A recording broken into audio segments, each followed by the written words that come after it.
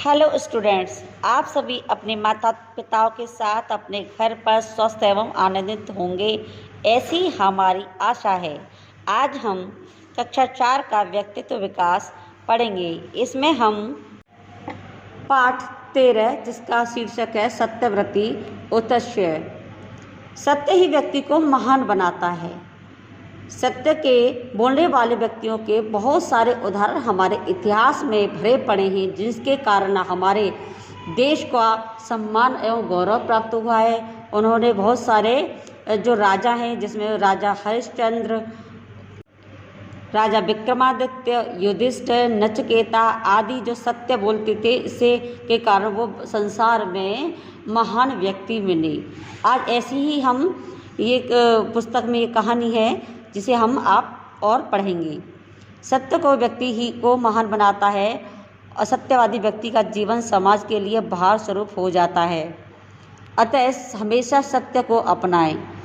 भार स्वरूप मतलब जो झूठ बोलते हैं उन पर कोई विश्वास नहीं करता है, उनका कहीं सम्मान नहीं होता है, और ऐसे लोग अपने आसपास के माहौल को भी गंदा करते हैं, जिससे कि जो हमारा समाज है वो अच्छा नहीं होता है और वो समाज में बहुत ही एक तरह से भार स्वरूप यानी गंदे लोग हो जाते हैं। इसलिए हमेशा कैसा बोलना चाहिए? सत्य बोलना चाहिए।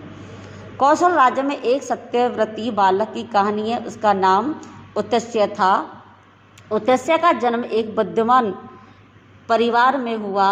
माता का नाम रोहिणी तथा पिता का नाम देवदत्त था।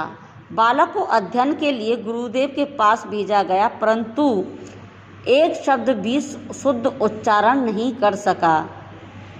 देवदत्त 12 वर्षों तक पुत्र को पढ़ाने का प्रयास करते रहे, किंतु उतस्य की मूर्खता नहीं गई। उसे संध्या वंदन पूजा पद्धति का भी ज्ञान नहीं हुआ। वो ऐसा बालक था, थोड़ी मंद बुद्धि का बालक था। वह पढ़ाने पर नहीं पढ़ सका। उसे फिर पिताजी ने उसे पूजा बंधन और पूजा की पद्धति आदि का ज्ञान कराया, परंतु उसे वो भी ज्ञान नहीं हुआ। तो धीरे धीरे प्रचार हो गया कि उतस्य मूर्ख बालक है। कहते हैं ना, जो अच्छा बच्चा होता है उसकी जो ख्याति है, उसकी प्रशंसा है, वो सारे चारों जगह फैल जाती है, सब लोग उसकी तारीफ़ करते हैं। लेकिन जो मंदबुद्धि होते हैं, जो पढ़ते लिखते नहीं, जो गंदे बच्चे होते हैं, उनकी भी ऐसे ही हर जगह उनकी जो बुराई है वो पहुंच जाती है। तो जैसे ये उतस्य था, वो कुछ नहीं पढ़ सका था, वो एक तरीके से पूजा बंधन भी नहीं कर सकता था। इस तरह से उसका भी पूरे सभी जगह उसका प्रचार प्रसार हो गया कि ये कैसा बालक है, उतस्य एक मूर्ख बालक है। जहाँ कहीं भी जाता लोग उसका उपहास करने लग जाते, बंधु बांधव उसकी निंदा करने लगे। अतः मैं अंत में निराश होकर माता पिता भी उसे कोसने हुए कहने लगे, यदि उतस्य अंधा या पंगु होता तो ठीक था, परंतु मूर्ख पुत्र तो बिल्कुल व्यर्थ है। तो माता पिता हैं वो दुखी हो रहे थे कि हमारा जो पुत्र है वह योग्य नहीं है। अगर योग्य होता तो अच्छा होता, ये मूर्ख बच्चे का क्या करे। यदि उसके आँख से अंधा होता या पैरों से पंगु होता यानी लंगड़ा होता तो कोई नहीं, अच्छा लगता, परंतु मूर्ख जो बच्चा है वो किसी को अच्छा नहीं लगता है। इसीलिए वो माता पिता दोनों ही दुखी हुए। बंधु बांधवों एवं माता पिता के कटु वचनों से दुखी होकर वह वन में चला गया। गंगा के पावन तट पर कुटी बनाकर रहने लगा। वन में फूल फल खाकर जीवन व्यतीत करने लगा। वह अपनी इंद्रियों को बस में करने का, झूठ न बोलने का अभ्यास करने लगा। तब वो सभी दुखी हो रहे थे। तो क्या हुआ? उतस्य कहाँ चला गया? घर छोड़ के चला गया और गंगा जी के तट पर एक छोटी सी कुटिया बनाकर वहीं रहने लगा और वहीं पर फल फूल आदि खा करके रहने लगा, क्योंकि जो जंगल होता है वहाँ कोई रोटियाँ तो होती नहीं है, इसलिए वहाँ फल होते हैं, उनको ही वह खाता। ठीक है।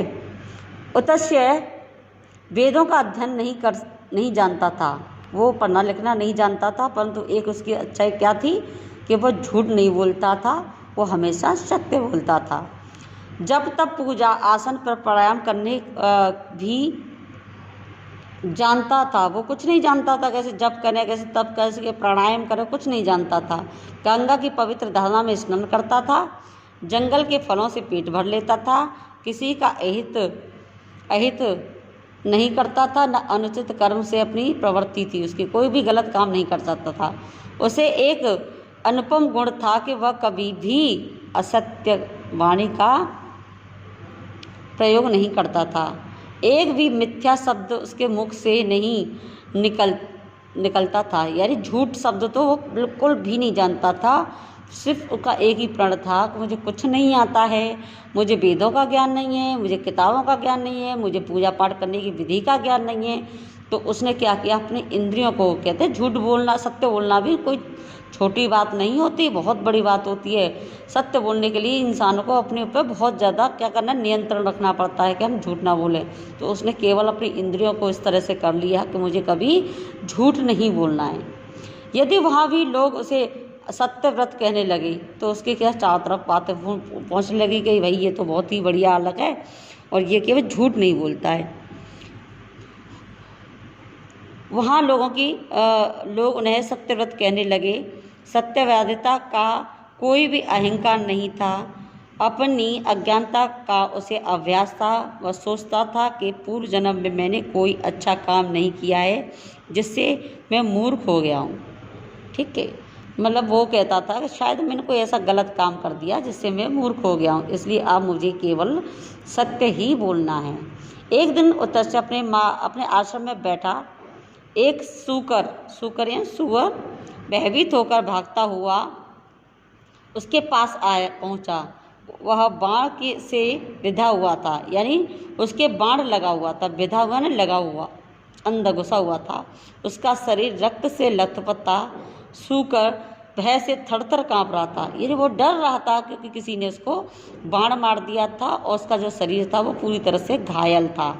उत्तस्य की दृष्टि उस पर पड़ी। उसने उत्तस्य ने देखा, उसके मुख से ऐ का उच्चारण हो गया। जब आप देखते हैं ना कोई घायल है तो हाँ ये वो निकल जाता है, तो ऐसे ही उनके मुँह से ऐ का इस हो गया। तो ऐ माँ सरस्वती का बीज मंत्र है, ध्यान देने योग्य बात है। जो ऐ शब्द है वो क्या है, सरस्वती माँ का बीज मंत्र है। उत्तस्य के ऐ उच्चारण से ही माँ सरस्वती प्रसन्न हो गई। जो कहते हैं ना, आप सब स्कूल आते हो तो आप वंदना करते हो, माँ भगवती से प्रार्थना करते हो, सरस्वती से कि हे हमें विद्या बुद्धि ज्ञान सब कुछ दे। तो ऐसे ही उनको तो ज्ञान नहीं था उत्तस्य को के मंत्र क्या होता है, तो उन्होंने ए शब्द का उच्चारण कर दिया, जिससे जो सरस्वती माँ प्रसन्न हो गई। सरस्वती माँ की कृपा से समस्त विद्याएं प्राप्त हो गई और उसने सरस्वती माँ ने उनको वरदान दे दिया कि वो तुम्हें सारी विद्याएं प्राप्त हो जाएं। यह सूकर भगवान एक झाड़ी में जाकर छुप गया। जो सूकर था वो एक भगवान का भागकर एक झाड़ी में छिप गया। थोड़ी देर में शिकारी मुनि के आश्रम में पहुंचा। तो थोड़ी देर जो शिकारी था जिसने बाण मारा था वो उत्तस्य की आश्रम में आके पहुंचा और पूछने लगा, मेरे बाण से विदा हुआ सूकर कहाँ गया है? मैंने एक बाण मारा था, उससे वो जो सूकर था वो कहाँ चला गया? मेरा संपूर्ण परिवार भूख से छटपटा रहा है, क्योंकि वो शिकारी था, उसका भक्षण करते थे वो सभी लोग। तो उसने कहा कि मेरा परिवार भूख से छटपटा रहा है, मेरी वृत्ति है कि मैं शीघ्र बता दें, मुझे मतलब मेरी इच्छा है कि आप जल्दी बता दें, अन्यथा मेरे बच्चे भूख से प्राण त्याग देंगे, क्योंकि बहुत तेज भूखे हैं, इसलिए मुझे उनकी ज़रूरत है। उत्तस्य बड़े धर्म संकट में पड़ गए। वे जानते थे कि जिसने हिंसा हो वह सत्य नहीं होता, यानी जिसमें जिसकी हत्या की जाए वो सत्य नहीं हो। सत्य हमेशा क्या है, किसी के प्राणों की रक्षा करना होता है सत्य। उनकी समझ में नहीं आया कि वे क्या करें और क्या ना करें। उनका हृदय दया से भरा था। माँ सरस्वती की कृपा से उसके मन में विचार सूझा और बोले, शिकारी जो आँख देखने वाली है वह बोलती नहीं है। आँखों से आप बोलते हो नहीं, क्योंकि आँखें सिर्फ देखने का कार्य करती हैं, और जो वाणी बोलने वाली होती है उसने कुछ देखा नहीं। अपना कार्य साधने की धुन में लगे हुए तुम क्यों बार बार मुझसे पूछ रहे हो? मुनि का उत्तर सुनकर शिकारी निराश होकर लौट गया। उनकी विद्वता की चर्चा होने लगी, यानी उत्तस्य की इतनी चर्चा हुई कि वो कितनी अच्छी तरह से उन्हें उसका प्रश्न का उत्तर दिया। उन्होंने झूठ भी नहीं बोला और उस शूकर को बचा भी लिया। उनकी विद्वता की चर्चा होने लगी। जिस पिता ने उन्हें त्याग दिए थे वही पिता आदरपूर्वक उन्हें घर बुलाकर ले गए। आगे चलकर वाल्मीकि की तरह उत्तस्य भी एक महान कवि बन गए। बहुत सुंदर कहानी है। जैसे वाल्मीकि भी सत्य बोलते थे, वैसे राजा हरिश्चंद्र सत्य बोलते थे, राजा विक्रमादित्य सत्य बोलते थे, युधिष्ठिर भी सत्य बोलते थे। और एक पिछले पाठ में आपने पढ़ा था नचिकेता, और एक जो नचिकेता थे वो भी सत्य बोलते थे। इनकी सत्य प्रियता के कारण ये संसार में महान व्यक्ति बने। ऐसे ही आपको हमेशा हर परिस्थिति में आपको सत्य बोलना है, और जो बच्चे सत्य बोलते हैं वो कभी भी पीछे नहीं रहते। सफलता उनके कदमों में होती है। ऐसे लोगों की सफलता भले देर से आए लेकिन सफलता ज़रूर मिलती है। उनका आदर एवं सम्मान बढ़ता है और वे संसार में पूजनीय होते हैं। ये आपको पाठ अच्छे से समझ में आ गया होगा। मेरी उम्मीद है कि आप भी सत्य बोलेंगे। जय हिंद, जय भारत।